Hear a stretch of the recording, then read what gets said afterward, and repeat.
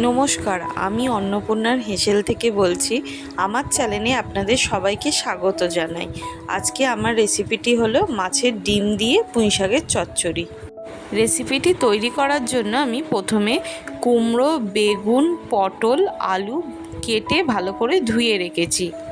এর সাথে শাকটিও ভালো করে বেছে ধুয়ে রেখেছি। আগে থেকে মাছের ডিমটা ধুয়ে নুন হলুদ মাখিয়ে রাখলাম।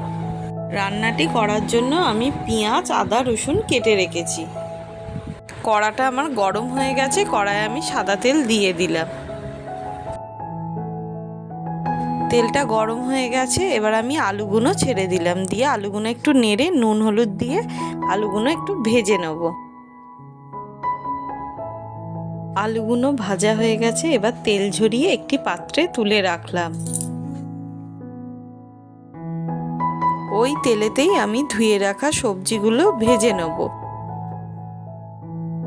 সবজিগুলো এবার আমি নেড়ে দেবো। সবজিগুলোর মধ্যে এবারে একটু স্বাদ মতো নুন আর হলুদ দিয়ে আবার একটু নেড়ে নেব। সবজিটা হালকা করে ভেজে নিয়েছি, এবার আমি এগুলো প্রেসার কুকারে তুলে নেব। সবজিগুলো প্রেসারে দিয়ে দিয়েছি, এর সাথে পুঁই শাকটাও দিয়ে দেবো। দিয়ে আমি একটা সিটি দিয়ে রেখে দেবো। আপনারা চাইলে এটা প্রেসারে সিটি নাও দিতে পারেন। আমি আমার সুবিধের জন্য একটা সিটি দিয়ে দিচ্ছি।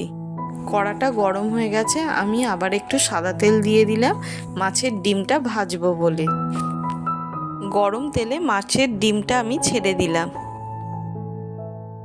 মাছের ডিমটা আমি উল্টে দিচ্ছি।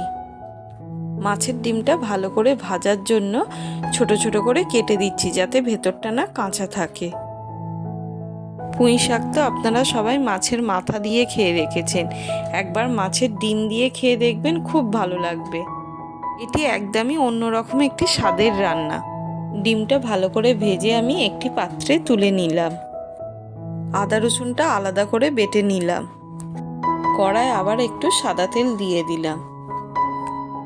তেলটা গরম হয়ে গেলে আমি তেলটার মধ্যে 5 ফোড়ন, তেজপাতা, শুকনো লঙ্কা দিয়ে দিলাম। 5 ফোড়নটা ভাজা হয়ে গেলে ওর মধ্যে আমি কোঁচানো পেঁয়াজগুলো দিয়ে দিলাম। পেঁয়াজগুলো এবারে ভালো করে ভেজে নিলাম। পেঁয়াজটা ভাজা হয়ে গেলে তার মধ্যে রসুন বাটা দিয়ে দেবো। দিয়ে একটু নেড়ে চেড়ে রসুনটাও ভালো করে ভেজে নেব। ভাজা হয়ে গেছে, এবার আমি আদাটা দিয়ে দিলাম। আদাটা ভালো করে মিশিয়ে ভেজে নিচ্ছি।